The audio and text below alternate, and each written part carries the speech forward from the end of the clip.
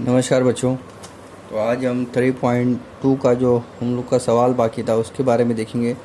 मैंने आपको गुणा बहुपदों का गुणा कैसे करते हैं वहाँ तक बता दिया था। नेक्स्ट जो है वो भाग है जो हम देखेंगे। यहाँ पर ये दिया गया है, ये वाला सवाल आपके सिलेबस में से कट है। हाँ, पोर्शन स्टार्ट करने से पहले मैं आपको एक न्यूज़ देना चाहता हूँ कि 9वीं में गणित भाग 1 में आगे का जो लेसन है आर्थिक नियोजन और सांख्यिकी, देखिए यहाँ पर आपको दिखाई देगा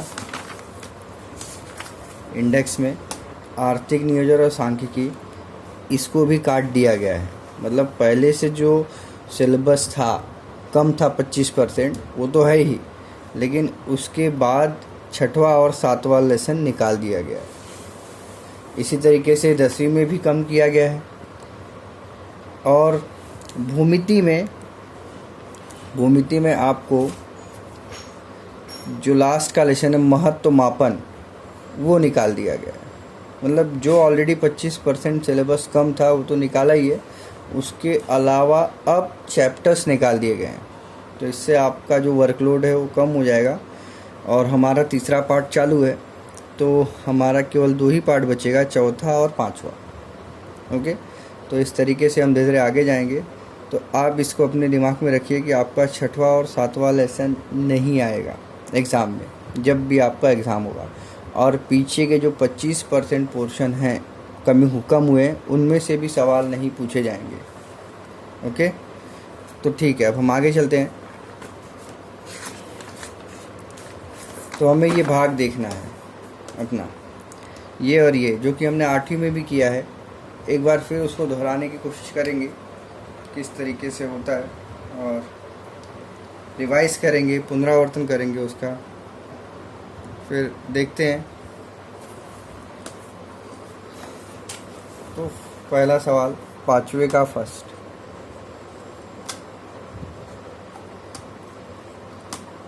हल यहाँ सीधे भाग देने का है।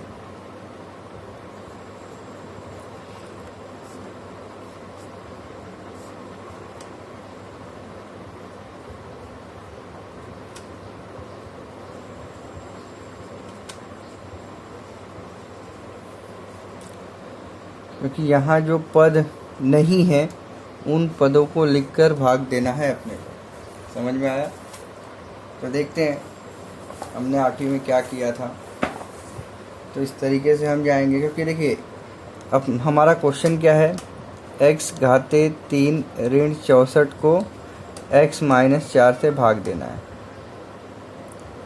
ओके, तो जो पद एब्सेंट है उस पद को हम लोग लिखेंगे पहले, अब उसके बाद आगे जाएंगे।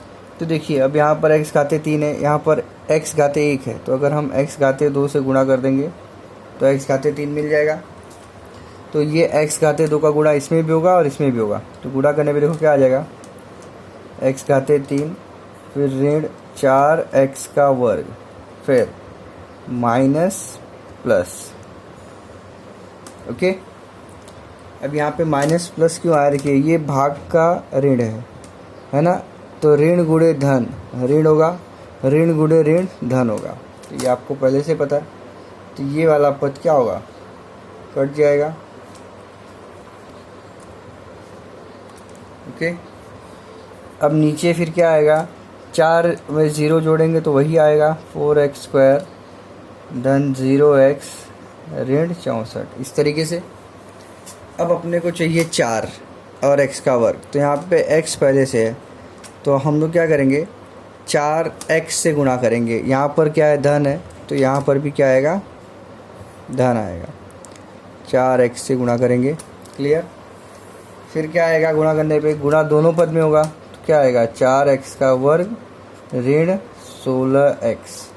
फिर यहाँ पे वापस ऋण है, ऋण गुणे धन ऋण, ऋण गुणे ऋण धन, इस तरीके से। फिर ये कट जाएगा, 16x यहाँ बचेगा और यहाँ क्या बचेगा 64। क्लियर। अब फिर आगे यहाँ पे x है, यहाँ पर भी x है, अपने को क्या चाहिए 16 चाहिए। यहाँ धन है तो हम लोग यहाँ पे भी क्या रखेंगे, धन रखेंगे। ओके, अब 16 गुणा दोनों में होगा तो क्या आ जाएगा 16x ऋण 16 चौका 64। ओके, अभी भाग का ऋण है, ऋण गुणे धन क्या होगा, ऋण, ऋण गुणे ऋण धन, इस तरीके से। तो ये भी गया, ये भी गया, बचा गया 0 0। ओके, हमको क्या लिखना है, भाज्य बराबर भाज्य गुणे भागफल धन शेषफल। तो भाज्य क्या था, यहाँ हम लिखेंगे x घाते 3 ऋण 64 बराबर भाजक क्या था, x माइनस 4 गुणे भागफल क्या आया, x का वर्ग धन 4x धन 16 गुणे शेषफल क्या आया 0। तो इस तरीके से हम अपना धन शेषफल, ओके, इस तरीके से हम अपना सवाल हल कर सकते हैं। आगे भी इसी तरीके से होगा। दूसरा सवाल मैं ट्राई करता हूँ। दोनों सवाल हो जाएंगे तो अपना ये प्रसंग खत्म हो जाएगा। मैं सीधे सवाल पे आता हूँ।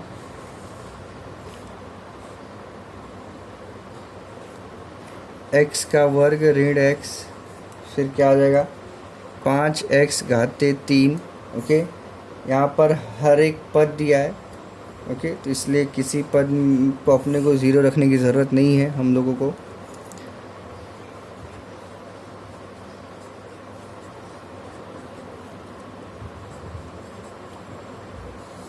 इस तरीके से है।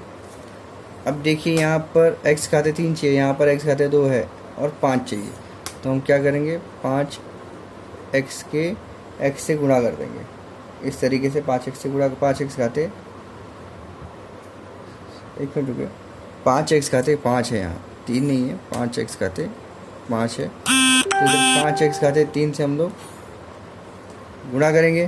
ओके, तो फिर क्या आएगा, इसका गुणा दोनों में होगा, 5x खाते 3 फिर ऋण 5x खाते 4, इस तरीके से होगा। अब यहाँ पे ऋण, ऋण गुणे धन ऋण, ऋण गुणे ऋण धन, इस तरीके से आएगा। ये यहाँ पर 5 आ जाएगा। अब ये पूरा कैंसिल हो जाएगा, बचेगा क्या, 5 4 9x खाते 4 फिर ऋण 3x खाते 3। अब हम एक एक करके पद उतारेंगे पहले। अब उसके बाद यहाँ पे 9 चाहिए, तो यहाँ पे 9, यहाँ पे धन है तो यहाँ पे धन 9। x का घाते 4 चाहिए, वर्ग पहले से है, तो हम लोग क्या करेंगे, x के वर्ग से गुणा करेंगे, 9x वर्ग से।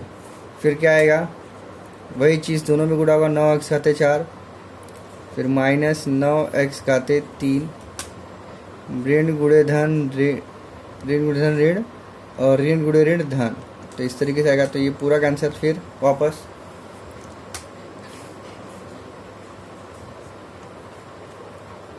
ओके।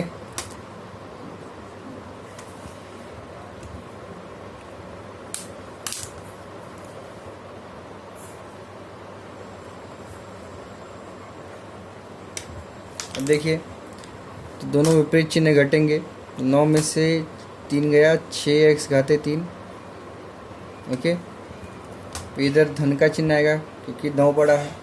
फिर उसके बाद अब क्या उतारेंगे, धन 2x का वर्ग। अब अपने को x घाते 3 चाहिए, मतलब x से गुणा करना है, और 6 चाहिए, मतलब धन 6x से गुणा करना है। क्लियर, तो वापस वही आएगा, 6x घाते 3, इधर क्या आएगा, ऋण 6x का वर्ग, ऋण गुणे धन ऋण, ऋण गुणे ऋण धन, इस तरीके से आ जाएगा। ये पूरा कैंसिल, 6 2 8x का वर्ग हो जाएगा। अब उसके बाद हमको क्या करना है, धन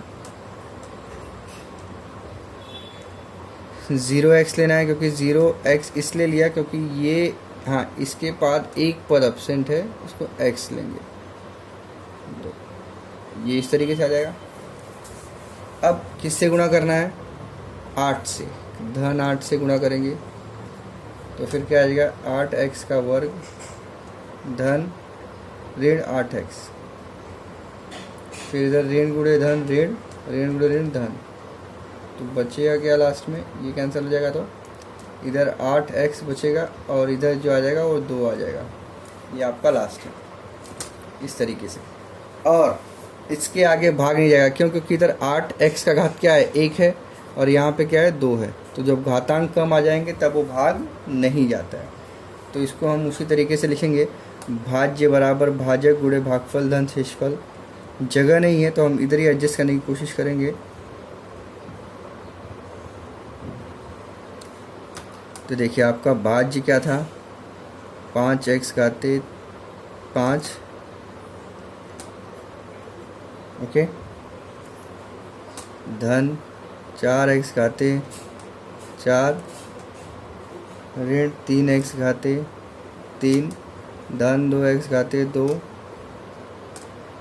धन 2 बराबर भाज्य बराबर भाजक। भाजक क्या था, x का वर्ग ऋण x गुणे भागफल क्या आया, 5x घाते 3 धन 9x का वर्ग धन 6x धन 8। इस तरीके से आएगा। धन शेषफल, शेषफल क्या आया, 8x धन 2। तो भाज्य बराबर भाजक गुणे भागफल यहाँ तक धन शेषफल।